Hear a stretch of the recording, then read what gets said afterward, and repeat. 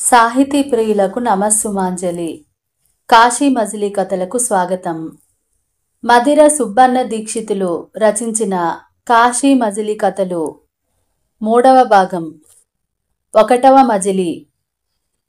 క్రితం భాగంలో మనము సూరసేనుడి కథ, అతని మిత్రులకు మామిడి పండు ద్వారా ఎలా పిల్లలు కలిగారో తెలుసుకున్నాం కదా. మరి ఆ మామిడి పండు కథ ఏమిటో కోటప్ప అడగగా మణిసిద్ధుడు ఇలా చెప్పసాగాడు. పూర్వం కర్ణాటక దేశంలో శుద్ధమతి అని ఒక బ్రాహ్మణుడుండేవాడు. చిన్నతనంలోనే అతని తల్లిదండ్రులు పోవడంతో ఏకాకవటం చేత కాశీపట్నం చేరుకున్నాడు. అతనికి చదువుకోవాలని పెద్దగా కోరిక లేకపోయినా భోజనం దొరుకుతుందని విద్యార్థుల్లో కలిశాడనమాట. భోజనంతో పాటు అతనికి విద్య కూడా బాగానే అబ్బింది. సాధారణంగా విద్యార్థులు పెళ్లి కావడంతోనే కాశీకొచ్చి చదువు నేర్చుకుని భార్య ఎదిగాక ఇంటికి పోవడం అనేది పద్ధతి. శుద్ధమతికి తన ఊరు తన వాళ్ళు లేకపోవడం వలన శుద్ధమతికి తన ఊరు తన వాళ్ళు లేకపోవడం వల్ల 40 ఏళ్ళు వచ్చినా సరే అలాగే చదువుతూనే ఉన్నాడనమాట. ఎందుకంటే అతనికి భోజనం దొరుకుతుంది, చదువు బాగా చెప్తున్నారు, తనకంటూ ఎవరూ లేరు కాబట్టి కాశీలోనే సెటిల్ అయిపోయాడు. కాశీలో ఎప్పటికైనా సరే ఎన్నేళ్ళున్నా చదువుకున్న విద్యార్థి అంటారు తప్ప ఉపాధ్యాయుడు అనే పేరు మాత్రం రాదనమాట. ఎందుకంటే నిత్య విద్యార్థిలాగా చదువుతూనే ఉండాలి కాశీలో ఉంటే. అందుకని ఇక కొన్ని రోజులైన తర్వాత తన ఊరు వెళ్ళాలని అనిపించింది శుద్ధమతికి. వెంటనే కొంతమంది విద్యార్థులను వెంట పెట్టుకుని తన ఊరు వెళ్ళిపోయినాడు. అక్కడికి పోయిన తర్వాత అతన్ని ఎవ్వరు గుర్తుపట్టకపోయినా ఎవరో కాశీ నుంచి గొప్ప పండితుడు వచ్చినాడంట, మంచి బాగా చదువులు చెప్తాడంట అని చుట్టుపక్కల వాళ్ళందరూ కూడా బాగా పిల్లలందరినీ అతని దగ్గరికే పంపించినారు చదువు చెప్పడానికి అనేసి, నేర్చుకోవడానికని. ఈ శుద్ధమతి ఖ్యాతి అంటే ఇతని కీర్తి దశ దిశలా వ్యాపించింది. చుట్టుపక్కల పల్లెల్లో అంత బాగా చదువు చెప్తాడంట, మంచి గురువు అంట అని చెప్పి. అందుకని ఒక బ్రాహ్మణుడు ఆయన కూతుర్నిచ్చి పెళ్లి చేద్దామని బంధుత్వం కలుపుకోవాలని వచ్చినాడు. కానీ అతనికి కూతురికి దాదాపు చాలా వయసు వ్యత్యాసం ఉందని కూడా గ్రహించకుండా కేవలం 17 ఏళ్ళు వయసు ఉండే అమ్మాయినిచ్చి పెళ్లి చేసినాడు శుద్ధమతికి. ఆమె ఇంకో 4 ఏళ్ళ తర్వాత కాపురానికి వచ్చింది. అతనికి ఆమెకి చాలా ఏజ్ డిఫరెన్స్ ఉండడం వల్ల ఆమెకి కాస్త సిగ్గు భయము అనేటివి సహజంగానే ఎక్కువ ఉండేవన్నమాట. కానీ విద్యార్థులందరూ కూడా తన వయసు వాళ్ళు కదా, అందుకని వాళ్ళతో కాస్త చనువుగా మాట్లాడేది. ఆ మాట్లాడినంత మాత్రాన ఈ ముసలి బ్రాహ్మణుడికి అనుమానం పుట్టింది. వీళ్ళందరూ తన భార్యను చూసి నవ్వుతాన్నారని, తన భార్య గురించే మాట్లాడుతున్నారని, తన భార్య వాళ్ళని చూస్తానని చెప్పి అనుమానం పెంచుకున్నాడు ముసలి బ్రాహ్మణుడు. మూర్ఖంగా ఆలోచించినాడు అనమాట. అప్పటి నుంచి ఆ ముసలోడికి ఎంతసేపు భార్య ఏం చేస్తుంది, ఎవరితో మాట్లాడుతుంది, ఎవరితో నవ్వుతుంది, ఇదే ఆలోచనే అయిపోయింది. వేరే పనులన్నీ మానేసి భార్య కాపలా గాయడమే పని అయిపోయింది అనమాట. ఈ పద్ధతి చాలా కంటకంగా ఉంది ఆ ముసలి బ్రాహ్మణుడికి.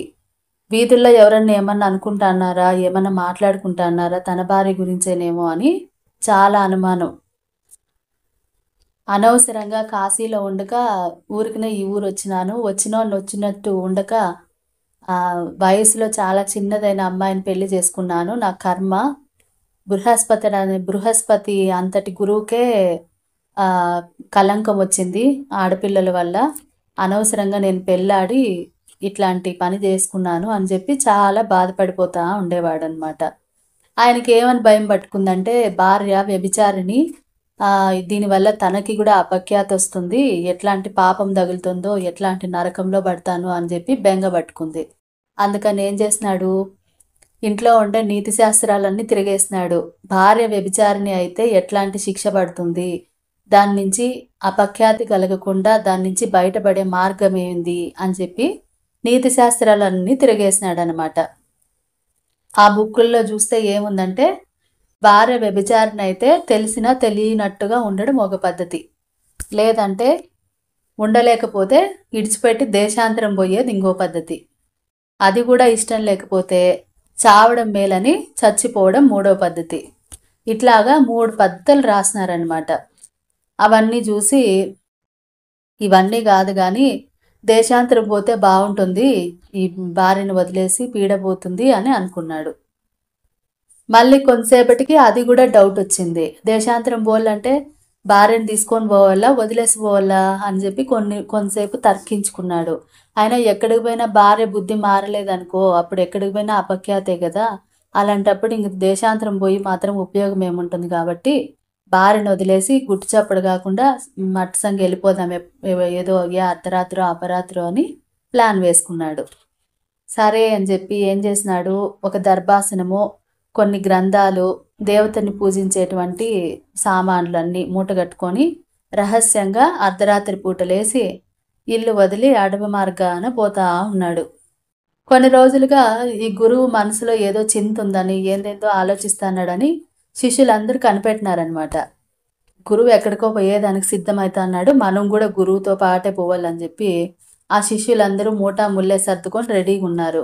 కానీ నిద్రలో ఉండడం వల్ల వాళ్ళు కనిపెట్టలేకపోయినారు గురువు ఎక్కడికి పోతాండేది. కొంతసేపటికి మెలకు వచ్చి అయ్యో గురువు అప్పుడే లేడు, ఎక్కడికో వెళ్ళిపోయినాడని చెప్పి వాళ్ళు ఏం చేసినారు, వాళ్ళు కూడా తమ సామాన్లు మూట కట్టుకొని బయలుదేరినారు. ఈ విద్యార్థులు బాగా యంగ్గా ఉన్నారు కదా, బాగా ఫాస్ట్గా నడుస్తున్నారనమాట. ఈ గురువు అయితే ముసలోడు నిదానంగా నడుస్తున్నాడు. తెల్లారుజామున పొద్దెక్కేసరికి ఎట్లో గట్ల ఈ శిష్యులు ఆ గురువు దగ్గరికి దరిదాపుల్లో చేరుకున్నారు. వాళ్ళందరినీ చూస్తానే ఈ గురువుకి చాలా కోపము బాధ కలిగినాయన్నమాట. ఇంకా వేగంగా ఇంకా స్పీడ్గా పోవాలని ప్రయత్నించినాడు. కానీ గురువు ముసలోడు కదా, అంతకింటే పోలేకపోయినాడు. ఈ పిల్లలందరూ విద్యార్థులు యంగ్ కాబట్టి ఈజీగా ఒక 2 అంగల్లో గురువుని కలుసుకున్నారనమాట. గురువు కోపం వచ్చేసింది. అసలు ఎందుకు వస్తున్నారు మీరు నాకు వెంట? ఎక్కడికి వచ్చినా నా భార్య వ్యభిచారినని ఊరంతా టమకేసి నా పరువు తీయాలనుకుంటున్నారా? మీరు పోండి, నేను ఎక్కడికి రాను అని కింద కూర్చున్నాడు. అది విని ఆ విద్యార్థులందరికీ ఒక్క నిమిషం ఏమైంది అది అర్థం కాలేదు. ఏమంటున్నారు గురువు గారు, గురుపత్ని అంటే ఆ తల్లితో సమానము, మీ పాదాల మీద ఒట్టు, మాకి ఆమెకి ఎట్లాంటి సంబంధము లేదు, ఆమె అభిమానంగా మాట్లాడుతుందని మాట్లాడినాము, అంతకు తప్పించి ఆమెకి ఎట్లాంటి పాపము తెలీదు అని ఎంతో చెప్పి చూసినారు. కానీ ఈ ముసలోడు కదా మూర్ఖుడు, ఎంతసేపు భార్య పడుచుపెళ్ళం అయ్యేసరికి ఎవరితో సంబంధం పెట్టుకుందో అని అనుమాన పిశాస్ అనమాట.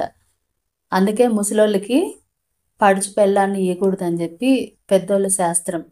ఏమైనా పెళ్ళిళ్ళు చేయాలన్నప్పుడు ఈడు జోడు చూసి చేయాలనేది అందుకే. ఎందుకంటే ముసలోళ్ళకి కట్టబెడితే వాళ్ళకి ఎంతసేపు భార్య మీద అనుమానమే ఉంటుంది. ఎందుకంటే పడుచు పెళ్ళాం కదా, వీడేమో ముసలోడు కదా, ఏ పడుచువాడినో చూసుకొని వెళ్ళిపోతారు, లేదంటే వాళ్ళకి సంబంధం పెట్టుకుంటారని అనవసరంగా అనుమానాలు పడతారు. అట్లాంటి అనుమానమే ఈ ముసలోడికి కూడా ఉంది. అందుకని ఈ విద్యార్థులు ఈ శిష్యులు ఎంత చెప్పినా కూడా వినలేదనమాట. సరే మీ ఇష్టం, మీరు ఎట్లాగన్నా అనుకోండి, మాకు విద్య చెప్తామని మాట ఇచ్చినారు, మా చదువు సగంలో ఆపేసి మీరు ఇట్లా పోవడం ధర్మం కాదు, మీరు ఎక్కడికి పోతే మేము అక్కడికే వస్తామని చెప్పి పట్టుబట్టి కూర్చున్నారు వీళ్ళు, ఎవరు శిష్యులు. సరే చేసేది ఏమీ లేక, సరేలే ఇంకేం చేస్తాము రండి, ఎక్కడో ఒక చోట దేశాటనం పోదామని చెప్పి శిష్యుల్ని కూడా రమ్మని చెప్పినాడు. సరే అని అందరు సామాన్లు పట్టుకొని నడుస్తా పోతా ఉన్నారు. పోతా ఉంటే తెల్లారేసరికి ఒక ఊరు చేరినారు. ఆ ఊరిలో బ్రాహ్మణ వీధి ఉందన్నమాట. ఆ వీధిలో 2 వైపులా అరుగులు ఉన్నాయి. కానీ అరుగుల మీద కూర్చోకుండా బుట్టి చాదస్త బ్రాహ్మణులు కదా వీళ్ళు, మధ్యలో రోడ్డు మధ్యలో కూర్చొని పంచెతో విసురుకుంటా కూర్చున్నారు, వేడిగా ఉందని చెప్పి. అటువైపు ఆ ఇంట్లో కాపురం ఉండే ఒక ఇల్లాలు మంచినీళ్ళ కోసమని బావి దగ్గరికి బిందె ఎత్తుకొని పోతా ఉండి మధ్యలో వాళ్ళని చూసి మీరెవరు అని అడిగింది. అడిగితే వీళ్ళు ఏమన్నారు, మేము పరదేశులము, దేశాంతరం పోతున్నాము అని చెప్పినారు. వాళ్ళని చూసి ఆమె నవ్వి మీరు పరదేశులు కాదు అనింది. అని ఆమె బావి దగ్గరికి వెళ్ళిపోయింది. వీళ్ళకి ఏమీ అర్థం కాలేదు. మేము పరదేశులం అంటే కాదంటుంది ఏంది ఈమె అనుకొని మళ్ళీ ఆమె తిరిగి వచ్చేటప్పుడు సరే మేము పరదేశులం కాకపోతే మార్గస్థులము, మార్గంలో పోతా ఉన్నాము, ఇక్కడికి ఆగినాము, కాసేపు సేద తీరుదామని అని చెప్తారు. చెప్తే ఆమె మీరు మార్గస్థులు కూడా గారు అంటుంది. వాళ్ళకి ఏం అర్థం కాదనమాట. సరే మేము మార్గస్థులం కాకపోతే బాటసారులు అనుకోండి అని చెప్తాడు. ఎవరు? ఈ ముసలి బ్రాహ్మణుడు శుద్ధమతి. చెప్తే ఆమె మీరు బాటసారులు కూడా గారు అంటుంది. అని ఆమె మళ్ళీ ఇంటికి పోతుంది. వాళ్ళందరూ ఆశ్చర్యపోతుంది, ఏంది ఇది, ఈ ఊర్లో ఆడవాళ్ళకు కూడా చాలా పాండిత్యం ఉంది కాబోలు, అందరూ సకల శాస్త్ర పారంగతుల్లాగా అన్ని శాస్త్రాలు చదివేసినట్టున్నారు, మనకే ఏమీ తెలియదేమో, అసలే మనం పోయేది పరదేశం కదా, అక్కడ ఈ ఎంతోమంది పండితులతోనూ బ్రాహ్మణులతోనూ సంవాదం ఉంటుంది కదా, మరి అట్లాంటప్పుడు మనం ఎవరు అనేది తెలియకపోతే ఎంత ఇబ్బంది అవుతుంది. ఈమె ఎవరో చాలా విద్వాంసులు రాల్లాగా ఉంది, ఆమెతో అడిగి కనుక్కోవాల మనం ఎవరు అనేది, అది తెలిస్తేనే మనం ముందుకు పోవచ్చు అని చెప్పి ఆలోచన చేస్తున్నారు. మళ్ళీ ఈసారి ఆమె బావ దగ్గరికి అని వచ్చినప్పుడు వాళ్ళు ఆమెను చూసి వాళ్ళు, సరే అమ్మా మేము మా పరదేశస్తులము కాము, పరదేశులం కాము, మార్గస్థులం కామంటివి, బాటసారులం కామంటివి, మేము ఒట్టి శుద్ధ వెర్రిమూడలము అన్నారు. వెర్రిమూడలము అంటే ఏంటంటే బుద్ధిహీనులు, బుద్ధి లేని వాళ్ళు అని, వెర్రోళ్ళు అని.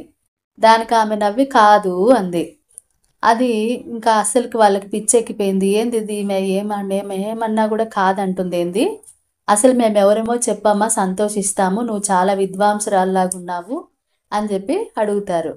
అప్పటికే చాలా టైం అయిందనమాట. దానికి ఆమె ఏమంటుందంటే చాలా టైం అయిపోయింది, మా ఇంటికి వచ్చి బయట బావి ఉంది, నూతిలో స్నానం చేసి మీకు వంట సరుకులు ఇస్తాను, వంట చేసుకొని తినండి, తర్వాత మీ ప్రశ్నకి సమాధానం చెప్తాను, త్వరగా రండి, లేట్ అయిందంటే నా మొగుడు రాజు దగ్గరికి రాజుకొలువుకు పోయినాడు, పురాణ పట్టణం చేసేకి వస్తాడు, నా మొగుడికి ఉట్టి అనుమానము, ఎవరినైనా చూస్తే చాలా అనుమానం పిశాసం పట్టుకున్నట్టే పట్టుకుంటాడు, అందుకే నా మొగుడు వచ్చే లోపల మీరు భోజనం చేసి బయటకు పోదురు అని చెప్పి పిలుస్తుంది అనమాట.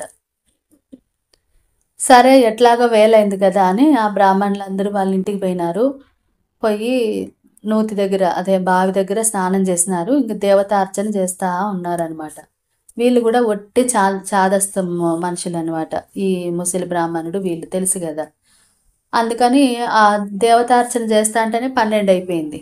12 అయిపోయింది. ఆ పాటికి ఆ ఇల్లాలు ఎదురు చూస్తుంది కదా, మొగుడు వస్తాడని, రాని వచ్చినాడు. ఆ మొగుడికి ఏమంటే ఒట్టి అనుమానం, వస్తానే ఫస్ట్ ఇల్లంతా చెక్ చేస్తాడనమాట. అంటే భార్య ఎవరినైనా తీసుకొచ్చి పెట్టిందేమో పరాయి మగాన్ని, అతనితో కలిసి వ్యభిచారం చేస్తాందేమో అని అనుమానం కదా. మొత్తం అన్ని రూమ్లు తిరిగేసినాడు. తిరిగేస్తానే ఒక రూమ్లో వీళ్ళంతా శిష్య బృందం అంతా కనిపించినారు. ఒక 5 మంది, 4-5 మంది కనిపిస్తానే వీడికి ఇంకా అనుమానం నిజమైపోయింది. ఏం చేసినాడు, వెంటనే ఆ గదికి లాక్ వేసేసినాడు, తాళం వేసేసినాడు. మళ్ళీ భార్య వేరే గదిలో ఏదో పని చేసుకుంటా ఉంది, కనపడకుండా పోయి భార్య గదికి కూడా లాక్ వేసేసినాడు. బయట ఇంటికి తలుపుకి లక్క వేసి సీల్ చేసినాడు అనమాట. చేసి పరిగెత్తుకుంటూ రాజు దగ్గరికి పోయినాడు. పోయి ఏమన్నాడంటే, రాజు దగ్గరికి పోయి, రాజా మీరు ఎంతోమంది నేరగాళ్ళకి శిక్ష విధిస్తారు కదా, మరి వ్యభిచారానికి శిక్ష ఏమీ లేదా, నా భార్య వీటుల్ని ఇంటికి తీసుకొచ్చి వ్యభిచారం చేస్తుంది, దానికి బాగా బుద్ధి చెప్పాలా, రండి అని అన్నాడనమాట. ఇంతకుముందు కూడా ఈ బ్రాహ్మణుడు ఇంతకుముందు కూడా ఒకసారి కంప్లైంట్ చేసింటాడు రాజుకి. కానీ ఆ రాజు అప్పుడు ఏం చేసింటాడంటే, మొదట సత్యాలు తెలుసుకోవాలి కదా, నిజమా అబద్ధమా అని వేరే గూఢచారులను పంపించి ఆ ముసలోని భార్య ఎట్లాంటిదో తెలుసుకోమని కనుక్కోమని అంటాడు. అప్పుడు అక్కడ పోయి చూసొచ్చిన వాళ్ళందరూ కూడా ఏం చెప్తారంటే, అతని భార్య పరమ పతివ్రత, చాలా గొప్ప మంచి ఇల్లాలు, ఇతనికే అనుమానం అనవసరంగా భార్య మీద, భార్య పడుచుది, ఈ భర్త ముసలోడు అవ్వడం వల్ల అనవసరంగా అనుమానం పడుతున్నాడు, కానీ ఆ ఇల్లాలు చాలా మంచిది అని తెలుస్తుంది అనమాట. కానీ ఎంత చెప్పినా ఈ ముసలోడు వినడనమాట. లేదు నా భార్య వ్యభిచారిని, మీరు నమ్మాలా అని చెప్పి పట్టుబట్టి కూర్చోబెట్టాడు. అందుకని ఆ రాజు ఏం చెప్తాడు, సరే ఈసారి ఎప్పుడన్నా కానీ రెడ్ హ్యాండెడ్గా పట్టుకుందాము, నిజంగా నీ భార్య ఎవరితోనన్నా వ్యభిచారం చేస్తా అంటే ఇంట్లో విటుల్ని పెట్టింటే గనక ఆ టైంలో నాకు వాళ్ళని బంధించి వచ్చి నాకు చెప్పు, నేను అప్పుడు తప్పకుండా వాళ్ళకి శిక్ష విధిస్తానని చెప్పింటాడు. అందుకని ఇప్పుడొచ్చి రాజుతో, రాజా మీరేమో ఇట్లా అంటారు కదా, ఇప్పుడు దొరికినారు ఆ విటిల్ని నేను రూమ్లో పెట్టి తాళం వేసి ఇచ్చినాను, మీరు త్వరగా రండి లేదంటే తలుపులు బద్దలు కొట్టుకొని వెళ్ళిపోతారు అని రాజుని తొందర చేస్తాడనమాట. ఆ రాజేమో పాపం భోజనానికి కూర్చుంటా ఉంటాడు భోంచేద్దామని. సరే అని ఈ ముసలోడు తట్టుకోలేక ఇంకా భోజనం కూడా చేయకుండా వస్తాడు కొంతమంది పెద్ద మనుషులను పిలుచుకొని. వస్తానే వచ్చి రూమ్ తెరుస్తారు. తెరిస్తే లోపల ఈ 5 మంది బ్రాహ్మణులు రుద్రాక్ష మాలలు వేసుకొని విభూతి పూసుకొని ఏందో దేవతకి పూజలు చేసుకుంటూ ఉంటారనమాట. వాళ్ళు అప్పటికే బయట గడేసినారని అయోమయంగా ఉంటారు. ఏంది ఎవరు గడేసి పెట్టినారు వాకిలి అని చెప్పి. వస్తానే రాజు వాళ్ళని ప్రశ్నిస్తాడు, అయ్యా మీరెవరు, అసలు ఎందుకు వచ్చినారు ఈ ఇంటికి అని చెప్పి అడుగుతారు. అప్పుడు వాళ్ళంతా ఆ శుద్ధమతి ఉన్నాడు కదా వాళ్ళ గురువు, జరిగిందంతా చెప్తాడు. నేను ఇట్లా మా ఊర్లో ఉండి నా భార్య వ్యభిచారం చేస్తుందని అందుకే వదిలేసి వచ్చినాను, వీళ్ళంతా నా శిష్యులు నా వెంటే వచ్చినారు అని చెప్తాడు. అప్పుడు రాజుకి ఏమనిపిస్తుందంటే ఈడు కూడా సేమ్ ఇట్లాంటి అనుమానం కేసే, అందుకే ఇట్లా వచ్చినాడని అనుకుంటాడు. అప్పుడు ఈ ఇంట్లో ఉండే ఇల్లాలు ఉంది కదా, ఇంతకీ నీ భార్య ఎక్కడుంది, వీటిలతో ఉందని చెప్పినావు కదా ఎక్కడుంది అని అడుగుతాడు. అడిగితే ఇగో వేరే రూమ్లో తాళం పెట్టి వచ్చినానని చెప్పి తీస్తాడు. అప్పుడు ఆ రాజు ఆమెకు నమస్కారం చేసి, అమ్మ నీ గురించి చాలా విన్నాను, నువ్వెంతో గొప్ప పతివ్రతవి, నీ గురించి తెలియక నీ మొగుడు అనవసరంగా అనుమానం పడతానని నాకు తెలుసు, కానీ అయితే నాకు ఒక సందేహం మాత్రం వెంటాడుతుంది. ఈ బ్రాహ్మణులందరూ కూడా వచ్చినారు కదా, వీళ్ళని పరదేశులు కాదంటివంట, మార్గస్థులు కాదంటివంట, బాటసారులు కాదంటివంట, వెర్రి మూడులు అని చెప్తే కూడా కాదంటివంట, మరైతే వీళ్ళెవరు అని అడిగినాడు రాజు. ఎవరని నీ ఉద్దేశం ఏమి, వాళ్ళని ఎవరిని అనుకుంటున్నావు అని అడుగుతాడు. ఆయన అప్పుడు ఏం చెప్పిందంటే, వీళ్ళు చుట్టుపక్కల ఇంటి ముందర అరుగున్నా కూడా రోడ్లో కూర్చొని సేద తీరుతున్నారు, అందుకే వీళ్ళు చాదస్తులు ఛాందస్సులు వీళ్ళు, అందుకే నేను అట్లా అన్నాను, వాళ్ళకి భోజనం పెట్టాలని ఇంటికి పిలిచినాను. అది చూసి నా మొగుడు వీళ్ళు విటులని భ్రమించి వచ్చి నీకు చెప్పినాడు, అసలైన వెర్రిమూడులు ఎవరంటే నా మొగుడు అని చెప్పింది ఆమె. ఎందుకు అంటే పట్టపగలు ఏ ఇల్లాలైనా ఏ ఆడదైనా 5 మందితో కలిసి వ్యభిచారం చేస్తుందే, ఒకవేళ చేయాలన్నా కూడా ఆ మాత్రం కూడా తెలివి లేకుండా వచ్చి నీకు చెప్పినాడు నా మీద, అందుకే నా భర్త మొదటి మూఢుడు, రెండవ మూఢుడు ఎవరంటే మీరే మహారాజా అంటుందామె. ఆయన తెల్లబోతాడు, ఏందమ్మా అట్లా అంటున్నావు అంటే, మరి మీకు కొంచెం కూడా ఆలోచన రాలేదా, ఈ మూఢుడేమో నా భార్య వ్యభిచారం చేస్తానని చెప్తానే మీరు ఉన్నపల్లంగా పరిగెత్తుకుంటూ వచ్చినారు, 5 మందితో ఒక ఆడది ఎట్లా వ్యభిచారం చేస్తుంది అనుకుంటా అన్నారు, పట్టపగలు అది కూడాను, వాడు చెప్పిన మాటలన్నీ నమ్మొచ్చినారు కాబట్టి మీరు రెండో మూఢుడు అని నిర్భయంగా చెప్తుంది ఆమె, భయం లేకుండా, మహారాజు అయినా సరే. ఆ మాటకి మహారాజు కోపం రాదు, సంతోషిస్తాడు, ఈమె నిజంగా చాలా నీతిమంతురాలు, ఉన్నది ఉన్నట్టుగా మాట్లాడింది అని చెప్పి, లేదమ్మా నన్ను క్షమించు, నీ భర్త మాటలు నమ్మి వచ్చినా నేను, నాకు తెలుసు అసలైన ద్రోహం చేసిండేది నీ మొగుడు, నీ మొగుడిని శిక్షిస్తాను, కావాలంటే ఈ ఒక్కసారికి నీ ముఖం చూసి వదిలేస్తాను, రెండోసారి కనుక ఇట్లా చేసినాడు అనుకో దారుణంగా శిక్షిస్తాను, బహుశా మీ ఇంటికి భోజనానికి వచ్చిన ఈ ముసలి బ్రాహ్మణుడు ఉన్నాడే, ఇతంది కూడా ఇట్లాంటిదే అనుకుంటా పరిస్థితి, అనవసరంగా పెళ్ళాన్ని అనుమానించి దేశాంతరం వచ్చినాడు అని చెప్పి ఆ ముసలి బ్రాహ్మణుడికి కూడా బాగా గడ్డి పెడతాడు.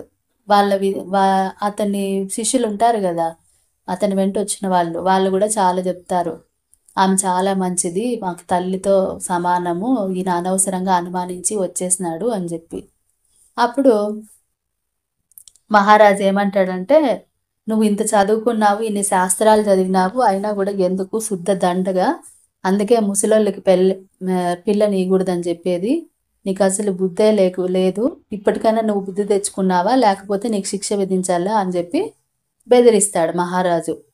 అప్పుడు శుద్ధమతి, లేదు మహారాజా నాకు బుద్ధి వచ్చింది, కళ్ళ ముందు నాలాంటి వాడే ఇంకోటి కనిపించినాడు కదా, ఈ ముసలి బ్రాహ్మణుడు కూడా తన భార్యను అనుమానించినాడు, కేవలం మేము భోజనానికి ఇంటికి వచ్చినందుకే మాకు ఆ ఇల్లాలకి సంబంధం అంటగట్టినాడు. బహుశా నేను కూడా ఇట్లనే తప్పటడుగు వేసుంటాను. నాది కూడా తప్పు. ఇంక మీదట అలాంటి తప్పు చేయను. నేను నా భార్య దగ్గరికే పోతాను అని అంటాడు. కానీ ఇతను బాగా చదువుకున్నాడు కదా శుద్ధమతి. అందుకని రాజుకు అతన్ని పంపేది ఇష్టం లేదనమాట. లేదు లేదు, మీరు మా రాజ్యంలోనే ఉండండి, మీ భార్యని ఇక్కడికే పిలిపిస్తాను, మీకు ఇల్లు కూడా కట్టిస్తాను, మీరు ఇక్కడే హాయిగా ఉండొచ్చు అని చెప్పి శుద్ధమతి భార్యని పిలిపిస్తాడనమాట. పిలిపించి వాళ్ళకు ఒక ఇల్లు కట్టిస్తాడు. హ్యాపీగా వాళ్ళు అక్కడే సంసారం చేసుకొని ఉంటారు. కానీ ఎన్ని రోజులైనా వాళ్ళకి పిల్లలు కలగరు కదా. ఒకరోజు ఎన్ని రోజులైనా పిల్లలు కలగలేదని శుద్ధమతి ఏం చేస్తాడంటే, ఈ పిల్లలు కలిగేదానికి నాకు ఒక ఉపాయం తెలుసు, నేను వెంటనే శ్రీశైలం పోతాను, అక్కడ పోయి తపస్సు చేస్తానని చెప్పి శ్రీశైలానికి పోతాడు. అక్కడ పాతాళ గంగ ఒడ్డున నరసింహ బిలం అనే ఒకటి ఉందన్నమాట ప్లేసు. అక్కడికి పోయి కేవలం కందమూలాలు తింటా ఉంటాడు అంతే, ఇంకేమీ తినడు. కందమూలాలు అంటే చెట్టుకు కాసిన ఏ కాయో పండో దొరికితే తినేది, లేదంటే లేదు. అవి తిని గ్రంథంలో చెప్పిన ప్రకారం పాశుపత వ్రతము అనే వ్రతాన్ని పాటిస్తూ ఉంటాడు. శివుణ్ణి 6 నెలలు ఆరాధిస్తాడు. 6 నెలలు అయిన తర్వాత దేవుడు కల్లో ప్రత్యక్షమయ్యి, నువ్వు సగం భక్తితో ఆరాధించినా సరే నీ కోరిక తీర్చక తప్పదు కాబట్టి నువ్వు రేపు స్నానం చేసి వస్తా ఉంటే దారిలో నీకు మామిడి పండు కనిపిస్తుంది, దాన్ని తీసుకొని నువ్వు ఎక్కడ నేల మీద పెట్టకుండా ఇంటికి తీసుకుపోయి నీ భార్యకి ఇవ్వు, తప్పకుండా మీకు పిల్లలు కలుగుతారు అని చెప్పి చెప్తాడు దేవుడు. కాకపోతే ఆయన ఒక కండిషన్ పెడతాడు. ఏ కారణం చేతైనా సరే నువ్వు ఈ పండుని కింద పెట్టకూడదు. కింద పెట్టినావంటే ఇది నీకు దీని ఫలం దొరకదు, దీని ఫలితం దొరకదు అని చెప్పి హెచ్చరిస్తాడు దేవుడు. సరే అని శుద్ధమతి ఏం చేస్తాడు, మర్నాడు స్నానం చేసి వస్తా అంటే దావులో కనపడుతుంది మామిడి పండు. తీసుకుంటాడు, దాన్ని ఎక్కడ కింద పెట్టకుండా నియమనిష్టలతో ఇంటికి తీసుకుపోతా ఉంటాడు. జాము పొద్దు అయిన తర్వాత తెలగరాయని చెరువు అని ఒక పక్కన ఒక ఊర్లో చెరువు ఉంటుందన్నమాట. అక్కడ సంధ్యా సమయం అయింది, ఆయన సంధ్య వార్చుకోవాలి కదా. అంటే సరేలే అని చెప్పి ఏం చేస్తాడు, ఆ పండుని ఒక చెట్టు కొమ్మల మధ్యలో ఇరికిస్తాడు. ఇరికిచ్చి దగ్గరలో ఉండే బావిలో స్నానం చేసేదానికి పోతాడు. అప్పటిదాకా ఆ చుట్టుపక్కల చెట్టు మీద ఒక గద్ద కూర్చొని ఉంటుంది. ఆ గద్ద చూసి ఆహా ఇదేదో పండు బాగుంది, తిందామని చెప్పి ఆ పండుని ముక్కుతోనూ కాళ్ళతోనూ పట్టుకొని పైకి ఎగిరిపోతుంది. అది చూసి ఆ శుద్ధమతి లబోదీపోమని పరిగెత్తుకుంటూ వస్తాడు. కానీ ఆకాశంలో పోతుండే పక్షిని అందుకునేకి సాధ్యమవుతుందా? కాదు కదా. ఎంత ప్రయత్నించినా ఏమీ చేయలేక ఏడ్చుకుంటూ ఇంటికి పోతాడు. ఇన్ని రోజులు కష్టపడి తపస్సు చేసినా ఫలితం దక్కలేదే అని చెప్పి జీవితాంతం బాధపడతానే ఉంటాడు. ఆ పండే ఏమైంది, ఆ గద్ద తీసుకుపోయి ఇక్కడ ఎక్కడ కాశ్మీర్ దేశపు రాజు ఉన్నాడు కదా సూరసేనుడు, అక్కడ వాళ్ళ ఎవరు మంత్రి వినయనిధి, పురోహితుడు, వర్తకుడు, కంసాలి అందరూ కూర్చొని బాధపడుతున్నారు కదా పిల్లలు కలగలేదని. అక్కడికి తీసుకొచ్చి ఆ గద్ద మామిడి పండుని జారిడుస్తుంది అక్కడ ఉన్న బల్ల మీద. ఆ పండునే తిని వాళ్ళందరూ పిల్లల్ని కన్నారు. సో ఇదన్నమాట కథ. ఆ కథకి ఈ కథకి లింక్ ఏంటంటే, ఆ మామిడి పండు ఇక్కడి నుంచి వచ్చింది. ఆ మామిడి పండు తిని ఆ రాజు స్నేహితులందరూ కూడా పిల్లల్ని కన్నారు. ఇంతటితో మామిడి పండు కథ అయిపోయిందనమాట. తర్వాత ఎపిసోడ్లో మరి ఆ తర్వాత ఆ పుత్రులను కన్న తర్వాత ఆ సూరసేన మహారాజు కథ ఇంకా ఏం కొనసాగింది అనేది నెక్స్ట్ ఎపిసోడ్లో తెలుసుకుందాం. మరి మీకు గనక ఈ కథలు నచ్చినట్టయితే తప్పకుండా లైక్ చేయండి, 10 మందితో షేర్ చేసుకోండి. ఎందుకంటే ఇవి చాలా పాత కథలు, అన్ని చోట్ల దొరకవు, అందరికీ తెలియాలి కాబట్టి దయచేసి మీకు తెలిసిన వాళ్ళందరితోనూ షేర్ చేసుకోండి. తప్పకుండా సబ్స్క్రైబ్ చేయండి. మీకు కథలో ఏమన్నా డౌట్లున్నా ఏమున్నా సరే మీరు తప్పకుండా కామెంట్లో తెలపండి. మరి అంతవరకు సెలవు తీసుకుంటూ మీ కల్పన బండారు.